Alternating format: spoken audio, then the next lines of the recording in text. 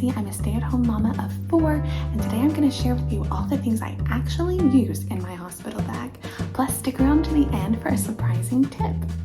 This is the 4th time that I've packed a hospital bag, and I wanted to share with you the things that I actually used, and hopefully this will be helpful to you. Labor happened very quickly for him, so I was just kind of throwing things into the bag. Thankfully, I didn't miss any big important ones. For a normal labor and delivery with no complications, this is what I ended up using.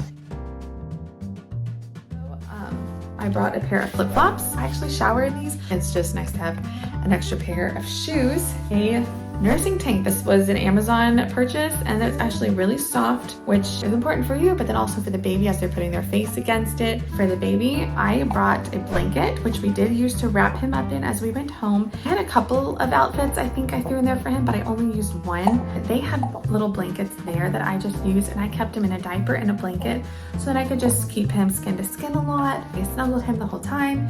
So I only ended up needing a coming home outfit for him. A little pair of socks, and a little hat. They have the standard little pink and blue caps, but if you want something cuter, bring your own. Burp cloth. This is one that I actually made because I like to have big wide burp cloths that actually cover your shoulder. I just grabbed a phone charger. I didn't even bring one for my watch. I was like, I'm gonna be having a baby. I don't need to be counting my steps. A journal and pen. That's how I wrote down his little birth story. Wallet. This had all my skincare, so I just grabbed that. This cool toiletry bag. I had makeup, toiletries, hair supplies, all that stuff in here. The things that I actually used in here were brush, deodorant, used a little bit of makeup the next day when we were going home, body wash, razor, shaving cream. That's about it. My hair had been freshly washed just a day or two before, so I didn't have to wash my hair, but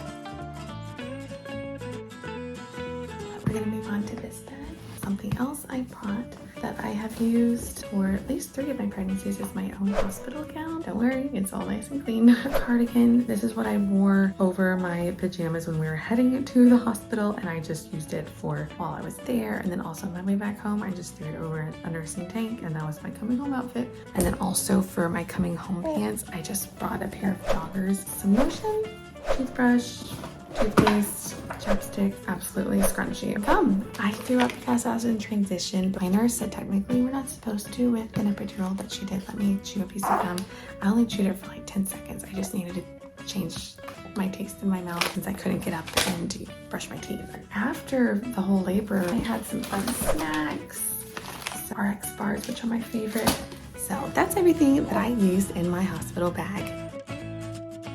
I thought it'd be fun to give you a list of things that I might have used. Had circumstances been different, maybe I would have. Slippers, an extra pair of pajamas. I ended up just staying in my hospital gown that whole night, but had I been up for it, then having an extra pair of jammies to wear that night would have been good. I didn't actually need nursing pads, but it's one of those things that I would still pack anyway because my milk usually comes in pretty quick. With some of them, it comes in by the next morning. If I had had time, I would have brought his own little baby soap.